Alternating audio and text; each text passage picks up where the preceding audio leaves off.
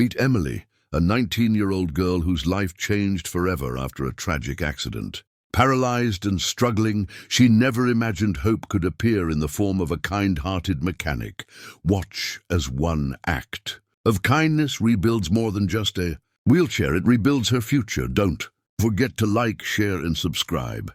Now, let's get started. 19-year-old Emily. Carter had always imagined her life unfolding with movement, long morning, jogs, dance classes with her friends, and spontaneous weekend road trips around Arizona.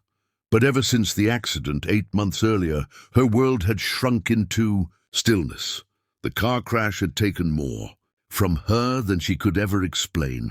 Her ability to walk, her confidence, and the feeling that the world was open to her. Now every day felt heavier than the last. She tried to stay strong for her father, who was already exhausted from working 2 jobs.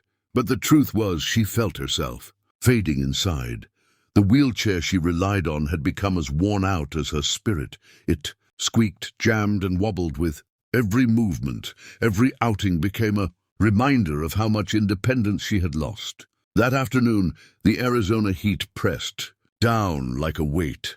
The sun burned against the cracked pavement as Emily crossed the sidewalk toward her weekly physical therapy appointment. She wiped sweat from her forehead and pushed forward the wheel of her wheelchair, grinding uncomfortably. She had meant to ask her father to look at it, but she couldn't bring herself to add one more stress to his already overburdened life.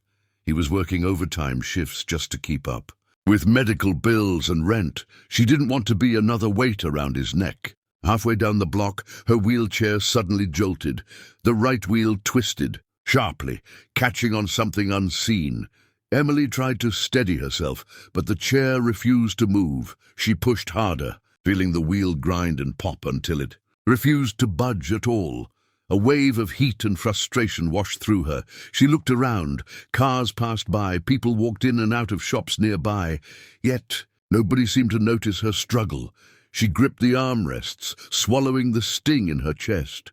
Being stuck like this, helpless in the middle of a sidewalk, was a feeling she never got used to. She leaned forward and tried again, but the wheel remained stiff and unresponsive. Sweat rolled down her neck and her breathing grew uneven. She wasn't afraid of being stranded, but she hated the feeling of being invisible. She wondered how long she would have to wait before someone realized she needed help. Across the street, a young mechanic named Jake Miller was locking up his small shop after finishing a repair. At 26, Jake had a reputation in town, not just for fixing cars, but for helping anyone who needed him. His shop wasn't fancy, but it was built from his heart, sweat, and years of learning under his late father. He noticed a figure on the opposite sidewalk who seemed stuck. Squinting through the bright sunlight, he saw a girl in a wheelchair struggling against a stuck wheel. Without thinking, he quickened his steps. The closer he got, the more clearly he saw her frustration. She looked tired, overwhelmed, and far too young to be facing something like this alone. When he reached her, he cleared his throat gently so he wouldn't startle her. "Hey, are you okay? Looks like the wheel's giving you trouble." Emily looked up, slightly embarrassed, brushing her hair out of her face. "Yeah, it's stuck. It does this sometimes. I'm sorry, I don't want to bother you." Jake shook his head immediately. "You're not bothering me at all. Mind if I take a look?" She hesitated at first. She wasn't used to strangers kneeling beside her wheelchair with such genuine concern, but she nodded quietly. Jake crouched down, his hands still marked with grease from earlier repairs. He inspected the wheel, spinning it slowly. "Your axle's bent, and the bearing is nearly broken," he murmured. "This thing can't get you anywhere safely." Emily laughed softly, but it was a tired laugh. "You see, I figured." Jake looked up at her, his eyes warm and steady. "If you're okay with it, I can fix it. My shop's just across the street." She blinked in surprise. "Really? I mean, if it's not too much trouble." "It's no trouble," he said firmly. "Let's get you moving." Without another word, he gently unlocked the brakes and began pushing her toward his workshop. The narrow street felt oddly peaceful as they crossed it. Emily couldn't help but notice how carefully he moved, making sure every bump was avoided. No one had treated her wheelchair with that kind of respect in months. Inside the shop, the smell of engine oil and metal filled the air, mixed with faint notes of old radio music playing softly in the background. Jake guided her to a cool corner of the room. "I'll put this up on a stand and take a closer look. It might take a bit," he said. Emily nodded, unsure what to say. It felt strange being in a mechanic's shop for her wheelchair, like she was merging two worlds that didn't belong together. But Jake's presence made her feel unexpectedly safe. As he worked, he asked her gentle questions, not invasive ones, just enough to make the air feel lighter.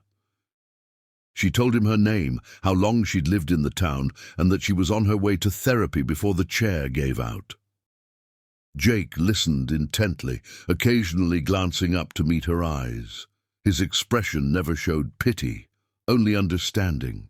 When his hands worked silently, Emily found herself talking more. She told him she used to dream of moving to New York to study design. She told him how the accident flipped those dreams upside down. She talked about her fear of becoming a burden, and how everything felt heavier since the crash. Jake paused, wiping sweat from his forehead with the back of his wrist. "You're not a burden," he said with quiet certainty. "You're just going through something hard. Everyone goes through something." Emily felt warmth rise in her chest. It had been a long time since someone had spoken to her like that, with honesty instead of pity. Jake tightened a few bolts and sighed. "This isn't a quick fix. The wheel assembly is too damaged. But if you're okay with it, I can rebuild it for you. It might take a few days." Emily looked at him, stunned. "Why would you do that? You barely know me." Jake shrugged lightly. "Sometimes you don't need to know someone to help them. And besides," he smiled softly, "I want to." Emily felt something she hadn't felt in months. Hope. Small, fragile, but real. She nodded. "Okay, thank you." Jake gave a reassuring nod, already planning the repairs in his head. He didn't know why he felt such a strong urge to help her, but he knew one thing. He wasn't going to let her struggle alone anymore. Over the next few days, Jake worked on Emily's wheelchair with the same dedication he used on restoring classic cars, maybe even more. He rearranged jobs, stayed late after closing hours, and used every spare part he could salvage from old equipment. The more he worked, the more he realized this wasn't just a repair project. It had become something meaningful, something he felt connected to. Every screw he tightened and every adjustment he made felt like a step toward giving Emily back a piece of the life she had lost. He didn't tell her how much time it took or how many resources he used. He didn't want her to feel guilty or indebted. It was enough for him to know that she needed help and he could provide it. Emily visited the shop every afternoon after her therapy sessions. Her appointments left her exhausted, but she still made the trip because being in that dusty workshop gave her a strange comfort she hadn't felt in a long time. The sound of tools clicking, the distant hum of engines, and the warm glow from the workshop lights created a world where she didn't feel fragile. Jake always greeted her with a smile, even if he had oil stains covering half his face. He would pull up a stool, sit beside her for a few minutes, and ask how her day went. She found herself opening up to him more than she ever expected. One afternoon, she told him about the day of the accident, something she rarely talked about. "I remember the sound," she said quietly, her hands twisting nervously in her lap, breaking glass, metal folding, and then everything went dark. "When I woke up in the hospital, the doctor told me I might never walk again. I thought he was lying. I kept waiting for feeling to come back, but it didn't." Jake set down his wrench carefully, turning his full attention to her. "That must have been terrifying," he said gently. "It was," she whispered, "but what came later was worse. People look at me differently now. They feel sorry for me. They act like I'm broken." "You're not broken," Jake said, his voice steady. "You're dealing with something hard, yes, but broken. Not even close." Emily felt her throat tighten. "You really think so?" "I know so," Jake replied. "You're stronger than anyone I've ever met." His words weren't dramatic or poetic. They were simple. but somehow carried a kind of truth she desperately needed. Emily smiled softly, brushing a tear before it could fall. Jake didn't stare or make her discomfort worse. Instead, he went back to work, giving her space to breathe. That evening, Jake began rebuilding the wheel assembly from scratch. He used high-grade bearings and reinforced the frame with lightweight metal rods he had stored in the back. He designed a shock absorption system, normally used for off-road bikes, thinking it would make Emily's rides smoother on uneven pavements. He even welded a custom footrest after noticing how her feet sometimes slipped when she got tired. He worked well into the night, humming quietly to himself while sparks flew from the welding torch. The next day, when Emily arrived, pushed by her therapy driver, she was surprised to find Jake covered in dust and metal shavings, but smiling proudly. "Come here," he said, waving her into the workshop. "I want to show you something." He brought out one wheel he had finished, polished, perfectly aligned, and smoother than anything she had ever seen. Emily reached out and touched it gently, her eyes widening. "You made this?" "Yeah," Jake said, rubbing the back of his neck. "I figured if you're going to rely on this every day, it should be perfect." Emily couldn't speak for a moment. She just stared at the perfectly crafted piece of equipment. It wasn't just a repair, it was art, and he made it for her. She felt overwhelmed in a way she hadn't expected, grateful, seen, cared for. Over the next week, their conversations deepened. Jake learned that Emily loved sketching and had notebooks full of designs she created before the accident. He encouraged her to bring them to the shop, and when she did, he was amazed. Her drawings were elegant, bold, thoughtful, like she had a world inside her that needed to be shared. "You're incredible," he told her. "You can still do this, wheelchair or not." She looked at him with quiet surprise. "Most people tell me to lower my expectations. Most people don't know your potential," Jake replied. One afternoon, Emily watched him as he adjusted the seat frame with focused precision.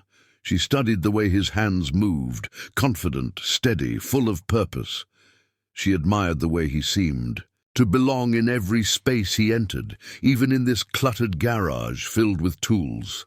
Jake wasn't just talented, he was kind, and kindness had become rare in her world. "You know," she said suddenly, "you don't have to do all this." He glanced up, a soft smile tugging at his lips. "I know I don't, but I want to." "Why?" Jake paused. For a moment, the workshop grew quiet, except for the ticking of a cooling engine nearby. "Because I know what it's like to need help and not have it," he finally said. "After my dad died, there were days I didn't think I could keep this place running. People looked at me like I was too young, too inexperienced. But someone believed in me, one person, and it changed everything. So when I see someone struggling, I don't walk away." Emily felt her chest warm. She had never heard him talk about his past before, and hearing it made her understand him in a new way.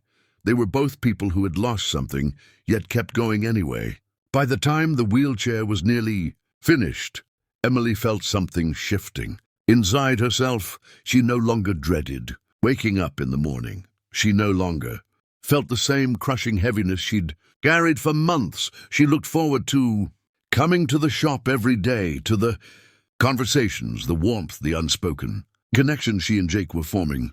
Jake seemed to sense it too. Their eyes lingered longer, their smiles came easier, and the air around them felt charged with something unspoken but real. Yet he didn't rush it. He respected her pace, her healing, her boundaries. That made her trust him even more.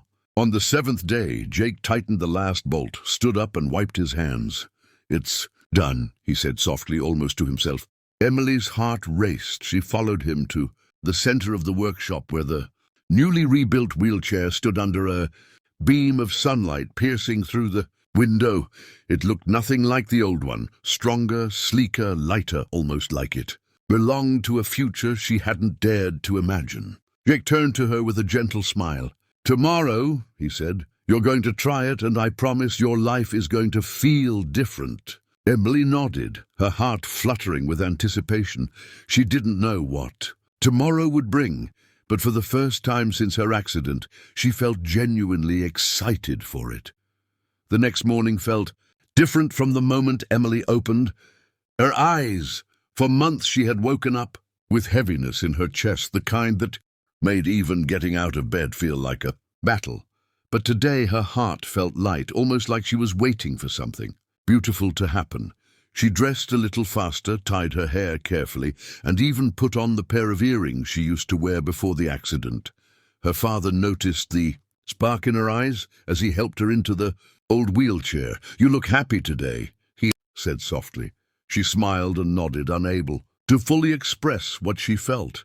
I think today is going to be a good day." When they reached Jake's workshop, the sun was spilling warm golden light across the driveway. The garage door was already open, and Jake was inside, adjusting something on the new wheelchair. Emily's heart fluttered at the sight of him. He looked focused, determined, almost nervous himself. When he saw her, he smiled in a way that made her feel seen, not as someone broken, but as someone rising. Her father looked around in curiosity. Unsure what to expect, Jake stepped forward and greeted him respectfully, before turning his attention to Emily. "Ready?" he asked gently. Emily nodded, her breath catching slightly. He wheeled the new chair closer, and even her father's eyes widened in surprise. The wheelchair looked like something out of a hospital catalogue, but better, sleek, modern, lightweight, and strong. The polished metal frame reflected the light beautifully. The wheels were smooth, the seat cushioned, and every detail screamed careful craftsmanship. It wasn't just a mobility device. It was a miracle shaped by hands that cared. Jake kneeled beside her old wheelchair. "Okay, I'll help you transfer," he said softly, making sure she felt in control.